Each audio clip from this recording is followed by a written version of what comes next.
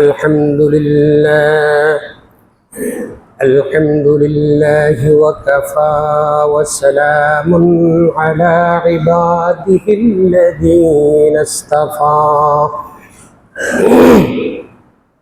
عما بعد فأعوذ بالله من الشيطان الرجيم بسم الله الرحمن الرحيم وقال نوح رب لا تذر على الأرض من الكافرين ديارا إنك إن تذرهم يضلوا عبادك ولا يلدوا إلا فاجرا كفارا رب اغفر لي ولوالدي ولمن دخل بيتي مؤمنا وللمؤمنين والمؤمنات ولا تزد الظالمين إلا تبارا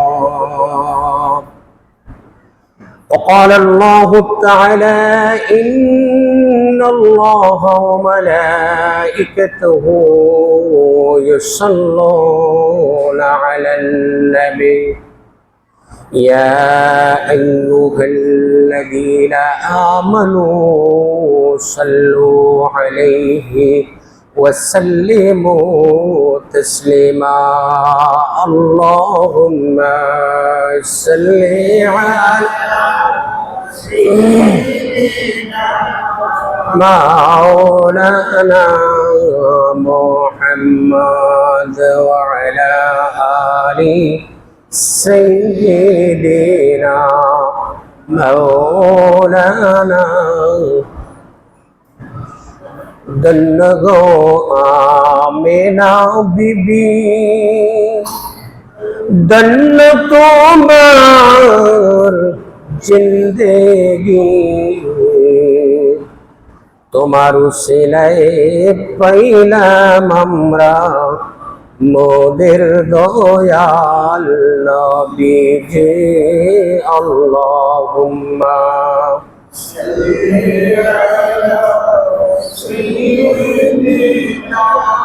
مولانا محمد وعلى آل سيدنا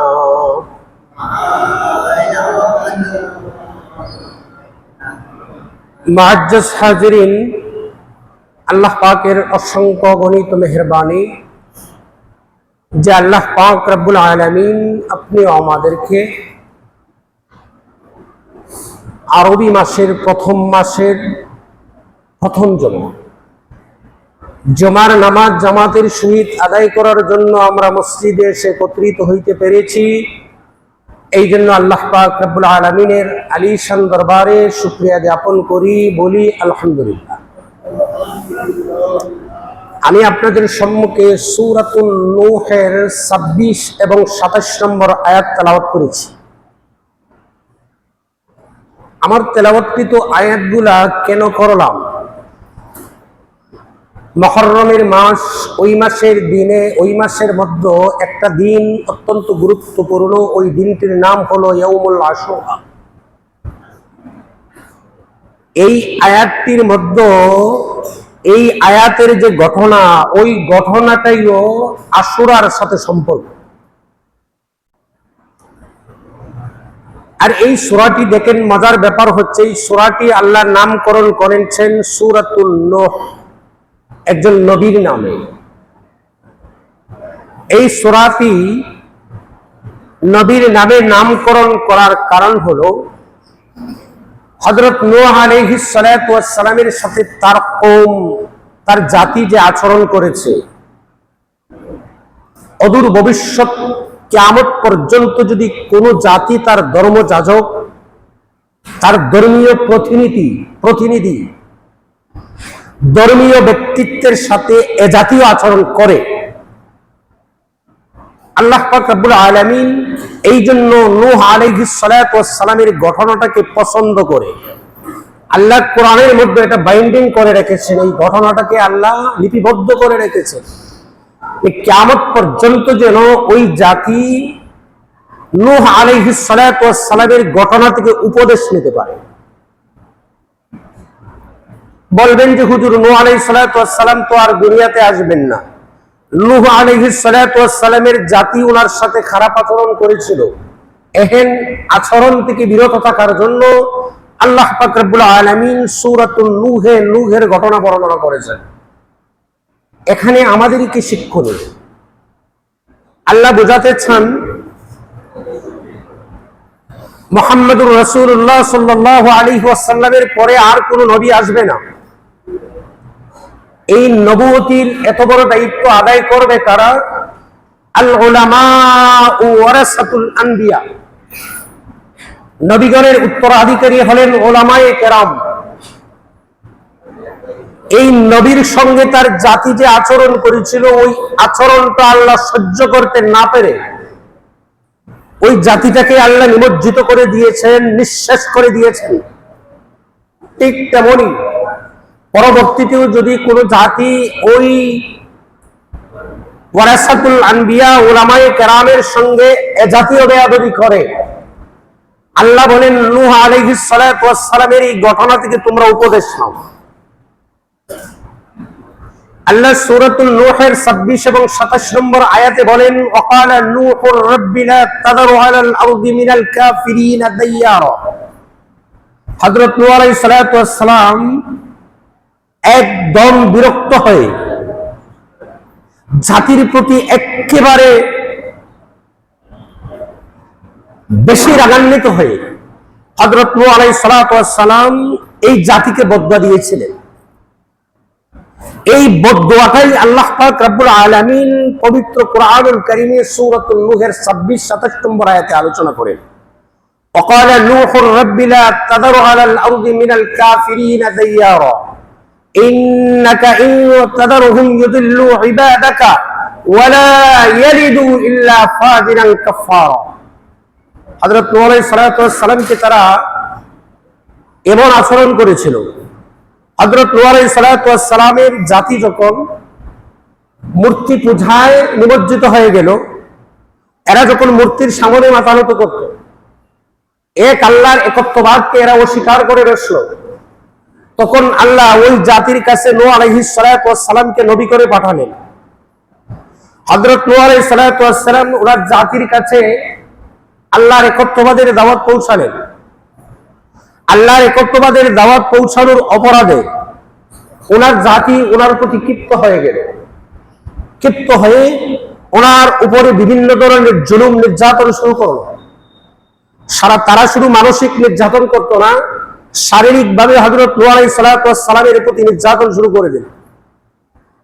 হাদিসের মধ্যে আসছে নূহ আলাইহিস সালাতু ওয়াস সালামকে তারা এমন নির্যাতন করত, হযরত নূহ আলাইহিস সালাতু ওয়াস সালামকে এরা গলায় রশি লাগাইয়া উত্তপ্ত মরুভূমির মধ্যে এরা টানত, টানিয়া সারাদিন হাত পা বেঁধে ওনাকে চিৎ করে শোয়াইয়া সারাদিন ওরা বেত্রাঘাত করত। রাত্রির বেলা হযরত নূহ আলাইহিস সালাতু ওয়াস সালাম অজ্ঞান হয়ে পড়ে যেতেন। ওই জাতি সারাদিন বেত্রাঘাত করার পর এরা মনে মনে ভাবতো নূহ হয়তোবা মরে গেছে, দুনিয়াতে নেই, কাজেই আর বেত্রাঘাত করে লাভ নেই, চলো আমরা বাড়িতে চলে যাই। ওই জাতি যখন বাড়িতে চলে আসতো, হযরত নূহ আলাইহিস সালাতু ওয়াস সালাম সারা রাত্রি বাধা অবস্থায় উনি একটু বিশ্রাম নিয়ে একটু ক্লান্ত হতেন, একটু হুঁশ ফিরে পেতেন। হুঁশ ফিরে পাওয়ার পর সকালবেলা আবার কোন রকম বান ছুটাইয়া আবার ওই জাতির কাছে কালেমার দাওয়াত পৌঁছাতেন, আল্লাহর একত্ববাদের দাওয়াত পৌঁছাতেন। এইভাবে জুলুম নির্যাতন এরা করলো যে সারাদিন তারা বেত্রাঘাত করতো, আর রাত্রির বেলা একটু বিশ্রাম নিয়ে আবার পরের দিন দিনের দাওয়াত শুরু করে দিত। এমনকি নূহ আলাইহিস সালামকে ওরা এমন ভাবে তিরস্কার করত, নূহ আলাইহিস সালাম রাস্তা দিয়ে হেঁটে গেলে মানুষ ওনাকে পাথর নিক্ষেপ করত, ধুলোবালি ওনার মধ্যে উড়িয়ে দিত। এই দেখছেন না যে অনেক সময় এই এখন অনেক আসামি আছে, এরা রাষ্ট্রীয় অনেক বড় বড় মর্যাদায় ছিল, কিন্তু ওরা যখন কোর্টে যায় তখন এদের উপরে ডিম নিক্ষেপ করে কি করে না, বিরোধী দল এদের উপরে ডিম নিক্ষেপ করে, থুতু নিক্ষেপ করে, বিভিন্ন ভাবে এদেরকে তিরস্কৃত করে। ঠিক তেমনি হযরত নূহ আলাইহিস সালামকে জাতি ওইভাবে তিরস্কার করতে লাগলো। একদিন ছোট্ট একটা বাচ্চাকে তার বাবা আঙ্গুল ধরে নিয়ে যাচ্ছে। এই ছোট বাচ্চাটি বাবাকে বলতেছে, বাবা আমার হাতটা ছাড়েন, আমি একটা এই পাগলকে একটু ডিল দিয়ে আসি, নূহকে একটা ডিল দিয়ে আসি। ও বাবার হাত থেকে ছুটিয়া ছোট্ট একটা পাথর নিয়ে হযরত নূহ আলাইহিস সালামের উপরে ছুঁড়ে মারবো।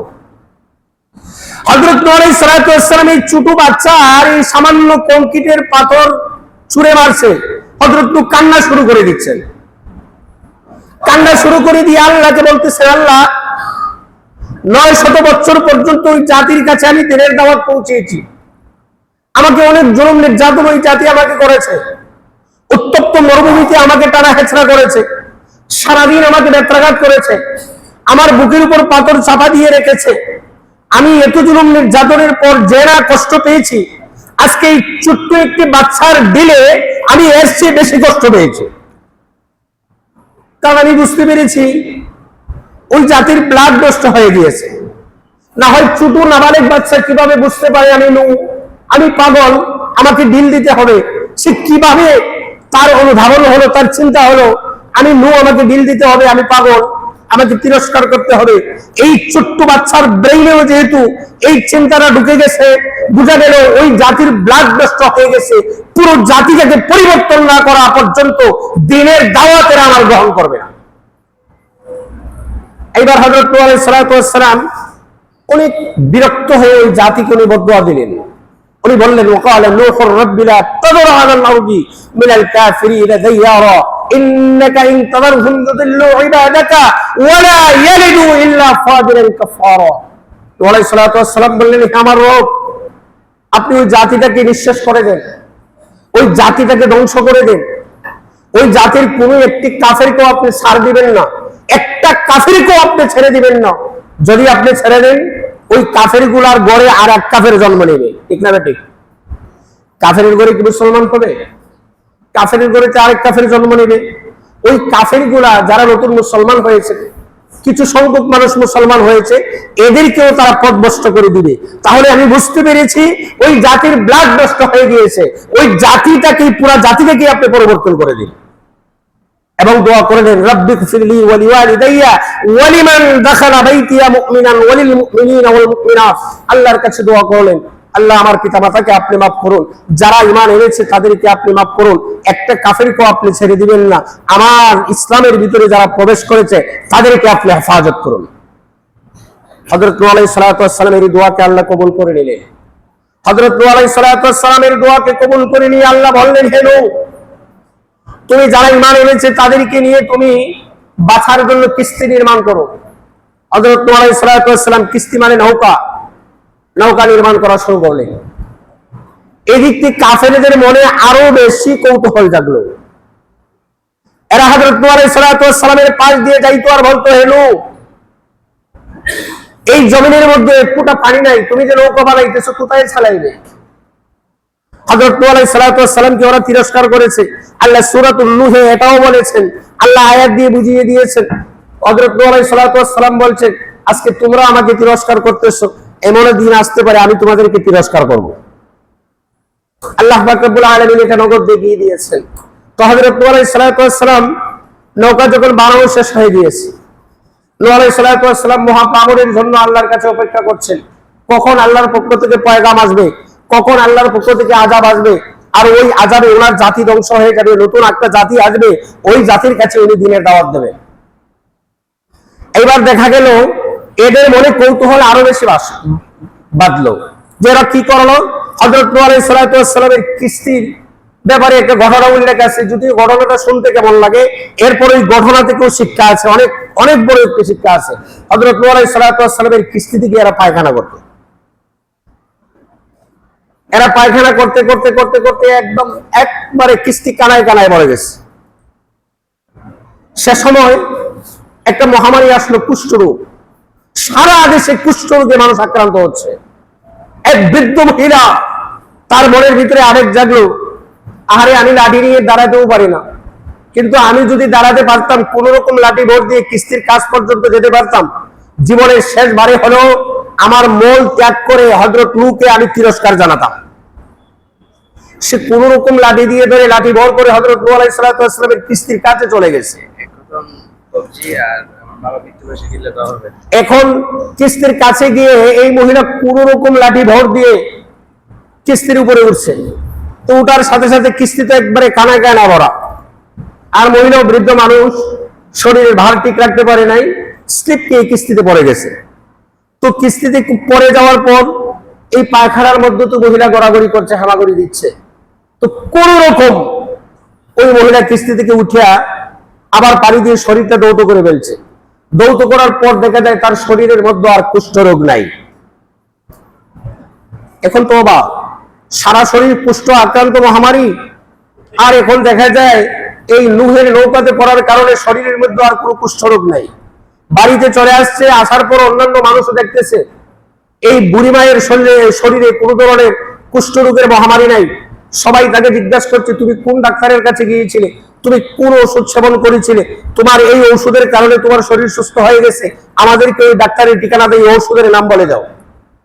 ওই মহিলা বলতেছে যে না, আমি কোনো ডাক্তারের কাছেও যাই নাই, কোনো ঔষধ সেবন করি নাই, শুধু এতটুকু আমি জানি হযরত নূহ আলাইহিস সালাতু ওয়াস সালামের কিস্তির মধ্যে আমি জীবনের শেষবারের মতো মল ত্যাগ করার জন্য গিয়েছিলাম।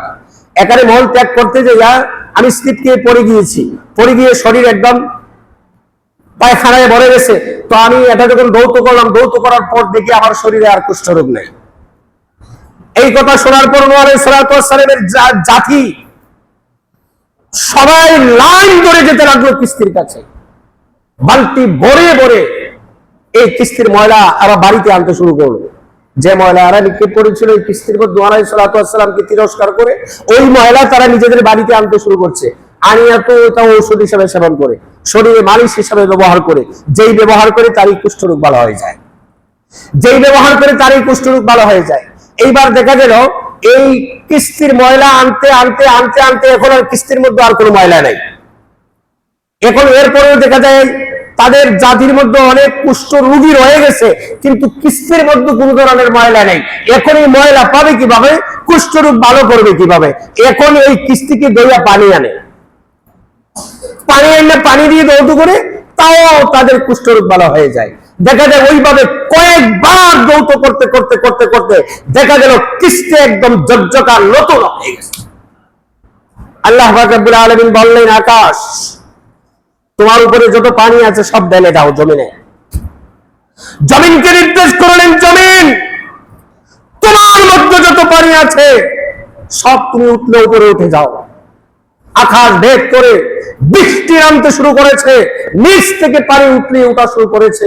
কিন্তু ওনার জাতি হযরত নূহ আলাইহিস সালাতু ওয়াস সালামের ছেলে কেনান, এটাও আল্লাহ সূরাতুন নূহে বর্ণনা করেছেন, কেনান হযরত নূহ আলাইহিস সালাতু ওয়াস সালামের দাওয়াত গ্রহণ করে নাই।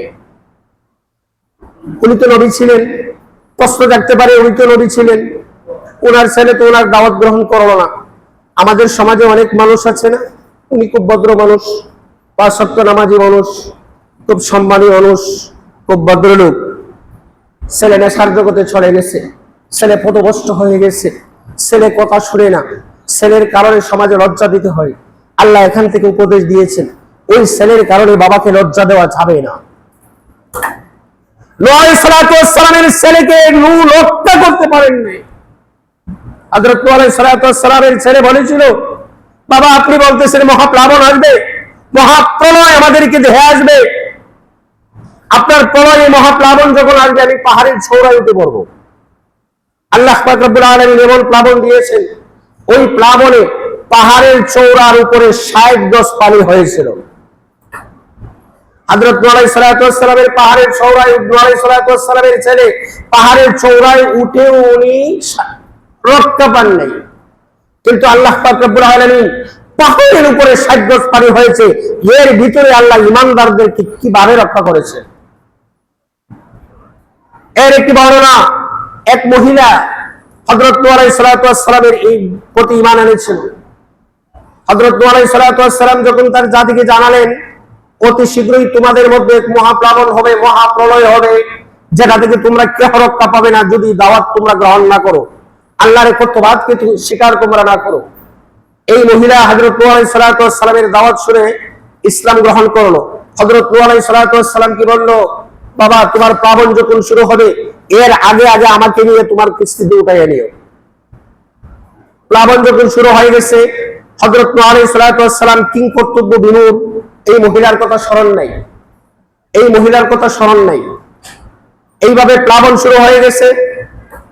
প্লাবন হওয়ার পর শুধুমাত্র নূহ আলাইহিস সালামের কিস্তিতে যারা আরোহণ করেছিল, কিতাবের মধ্যে আসছে 40 জোড়া নারী পুরুষ।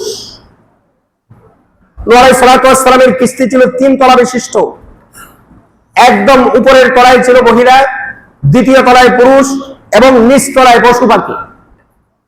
হযরত নূহ আলাইহিস সালামের কিস্তিতে যারা আরোহণ করলো তারা ব্যতীত একটা কীট পতঙ্গ পর্যন্ত বেঁচে নাই। যে 40 জোড়া বেঁচে ছিল ওই 40 জোড়া থেকেই পরবর্তী আজকে পর্যন্ত যত উম্মত। হযরত নূহ আলাইহিস সালামের পূর্বে মাত্র আদম আলাইহিস সালাম থেকে ধরে কয়েকজন নবী দুনিয়াতে আসছিলেন। ওই নবী ছাড়া লক্ষাধিক নবী রাসূল দুনিয়াতে আসছেন, এরা সবাই হচ্ছেন নূহ আলাইহিস সালামের আওলাদ।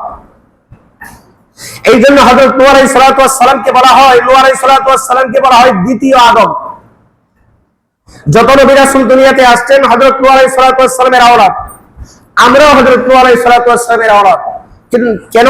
যে এর আগের কোনো মানুষ নাই, এই 40 জোড়া ছাড়া এর আগের কোনো মানুষ নাই, আর এরপরে 40 জোড়া থেকেই বাকি এই গোটা পৃথিবী সৃষ্টি হচ্ছে। হযরত নূহ আলাইহিস সালামের প্লাবন যখন শেষ হয়ে গেল, হঠাৎ করে ওনার স্মরণ হলো এই মহিলার কথা, যে মহিলা না আমাকে বলেছিল প্লাবন যখন শুরু হয় তখন তাকে যেন আমি কিস্তিতে উঠাই। এখন আমার তো স্মরণ নাই, এই মহিলার তো বেঁচে থাকারও কোনো কথা না, এত বড় প্লাবন গেছে, পাহাড়ের উপরে 60 গজ পানি হয়েছে, তো এই মহিলা তো আর বেঁচে নেই, মহিলাকে তো আর খুঁজিয়ে লাভ হবে না। হযরত নূহ আলাইহিস সালামের ভিতরে পেরেশান, আহারে আমি তো নবী, কাল হাসরের ময়দানে যদি আল্লাহ আমাকে জিজ্ঞাসা করে, এ নূহ, এই মহিলা তোমার দ্বীন গ্রহণ করেছিল, আমি আল্লাহর একত্ববাদকে স্বীকার করেছিল, ওই মহিলাকে কেন তুমি কিস্তিতে উঠাইলে না, এই মহিলাকে কেন তুমি রক্ষা করলে না, আমি আল্লাহর কাঠগড়ায় দাঁড়িয়ে কি জবাব দেব? হযরত নূহ আলাইহিস সালামের ভিতরে পেরেশান, কান্না করছেন আর পাগলের মতো ছুটছেন মহিলার বাড়িতে। মহিলার বাড়িতে গিয়ে দেখেন মহিলা উঠান ঝাড়ু দিতেছে।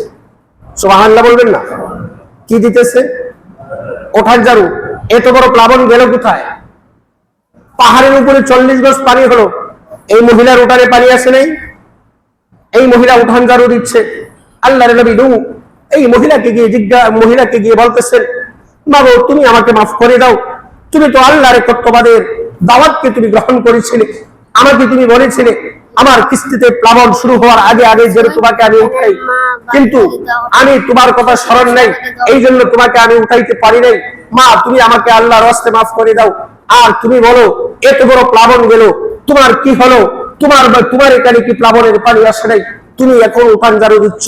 তখন ওই মহিলা বলতেছে, ও নূহ তুমি আমাকে বলে যেতে পারো, তুমি আমাকে বলে যেতে পারো, তুমি আমাকে বলে যেতে পারো, আমি যে আল্লাহর একত্ববাদকে স্বীকার করেছি, আমি যে আল্লাহর প্রতি ঈমান এনেছি, আমি যে আল্লাহকে এক আল্লাহ বলে স্বীকার করেছি, ওই আল্লাহ তো আমাকে বলেন নাই এত বড় মহাপ্লাবন গিয়েছে, ও নূহ আমি শুনেছি পাহাড়ের উপরে অনেকে 60 গজ পানি হয়েছে, কিন্তু আমাকে আল্লাহ এমন ভাবে হেফাজত করেছে, আমি কোনোদিন পানির কোন ধরনের আশা আমি পাই নাই, পানির প্লাবন হচ্ছে আমি একটু টেরও পাই নাই।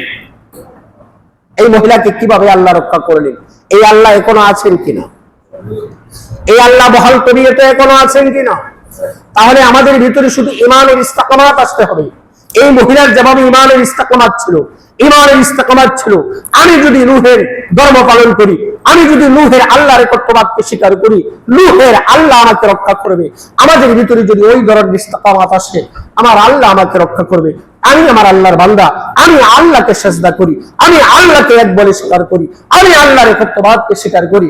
আল্লাহ পাক রব্বুল আলামিন বলেন, বান্দা তুমি যখন আমার উপর ভরসা করো, আমার উপর তাওয়াক্কুল করো, আমি আল্লাহ তোমার পৃথিবীতে আর কোনো মাধ্যমের প্রয়োজন হবে না। আমি কথা দিলাম, যাও তুমি যেখানেই থাকবে, যে অবস্থায় থাকবে, যেখানেই থাকবে, যে রণে বনে জলে জঙ্গলে যেখানেই থাকবে, আমি আল্লাহ তোমাকে কুদরতি সাহায্যে হেফাজত করব। এই মহিলা বলল, আমি তো এত বড় প্লাবন হয়েছে, আমি টেরও পাই নাই, কিন্তু আমি একটু টের পেয়েছি। আমি একদিন চুলাতে আগুন ধরাইতে গেলাম, গিয়ে দেখলাম চুলার নিচে যে ছাই, আমার ছাইগুলো একটু ভিজা ভিজা মনে হচ্ছে, এছাড়া আমি আর কোনো কিছু টের পাই নাই। এই জন্য আল্লাহ পাক রব্বুল আলামিন সূরাতুল নূহ আলাইহিস সালাতু ওয়াস সালামের ঘটনা বর্ণনা করে দিয়ে জাতিকে সজাগ করতে চান। এ জাতি যারাই সীমা লঙ্ঘন করেছে, যারাই আল্লাহর একত্ববাদের বিরুদ্ধে অবস্থান নিয়েছে, যুগে যুগে আল্লাহ পাক রব্বুল আলামিন তাদেরকে ধ্বংস করে দেখিয়ে দিয়েছেন। ইতিহাস তাই বলে এই জাতি যেন এখান থেকে উপদেশ নেয়, ওই জাতি যেন এখান থেকে শিক্ষা লাভ করে। এই জন্য হযরত নূহ আলাইহিস সালাতু ওয়াস সালামের প্লাবনের পর আল্লাহ পাক রব্বুল আলামিন হযরত নূহ আলাইহিস সালাতু ওয়াস সালামের নৌকাকে নিয়ে বিরালেন জুদি পাহাড়ের কিনারে। যেদিন নৌকাকে জুদি পাহাড়ের কিনারে বেরিয়েছিলেন, ওই দিনটা ছিল ইয়াউমুল আশুরা, আশুরার দিন। এই জন্য এই আশুরা, এই মুহররমের মাস, দুনিয়া উত্থান পতন, অনেক ঘটনা সংঘটিত হয়েছে, দুনিয়া অনেক সৃষ্টির রহস্য উদ্ঘাটিত হচ্ছে। ওই আশুরার দিনে অনেক নবীদের অলৌকিক মুজিজা প্রমাণিত হচ্ছে ওই আশুরার দিনে। এই আশুরা থেকে আমাদেরকে শিক্ষা নিতে হবে, এবং এই আশুরার দিনে আমরা বেশি বেশি করে ইবাদত বندگی করতে হবে। পারলে আশুরার দিনে রোজা রাখতে হবে। আল্লাহ রাসূল সাল্লাল্লাহু আলাইহি ওয়াসাল্লাম বলেন, যদি কোনো মানুষ এই আশুরার দিনে রোজা রাখে, সুমু আশুরা আহতাসিবু আলাল্লাহ আইয়ুকাফিরা সানাতাল্লাতী ক্বাবলা, কোনো মানুষ যদি ওই দিনে রোজা রাখে, আল্লাহ পাক রব্বুল আলামিন তার অতীত 1 বছরের গুনাহ মাফ করে দিবেন। তবে আমরা, রাসূল বলেছেন, ইহুদিরা একদিন রোজা রাখে, তোমরা একদিন রাখবে না, তোমরা 9 তারিখ 10 তারিখ অথবা 10 তারিখ 11 তারিখ 2টি রোজা রাখবে। এই জন্য এই আশুরা থেকে আমাদের শিক্ষা হলো, এই আশুরার দিনে আমরা রোজা রাখা, আল্লাহর কাছে বেশি বেশি করে ইবাদত বندگی করা, দোয়া করা, সকল প্রকার আশুরাকে যত ধরনের অপসংস্কৃতি যেগুলা কোরআন হাদিসের কোনো প্রমাণ নাই, এই জাতীয় অপসংস্কৃতি থেকে বিরত থাকা। যেমন জারি মরসা, গান বাজনা এবং বিভিন্ন ভাবে এই আশুরাকে পালন করা হয়। মারসিয়া, এগুলো সম্পূর্ণ নাজায়েজ, এগুলো সম্পূর্ণ নিষিদ্ধ, কোরআন হাদিসের কোনো ভিত্তি নাই। এই জন্য আল্লাহ পাক রব্বুল আলামিন আমাদেরকে যেন আশুরার তাৎপর্য বুঝে আমরা এই আশুরার দিনে আল্লাহ রাসূল সাল্লাল্লাহু আলাইহি ওয়াসাল্লাম যেভাবে এই আশুরার দিনটি পালনের জন্য নির্দেশ দিয়েছেন, ওইভাবে ওই দিনটি পালন যেন আমরা করতে পারি। আল্লাহ আমাদেরকে তৌফিক দান করুন। ওয়া আখিরু দাওয়ানা আলহামদুলিল্লাহি রাব্বিল আলামিন।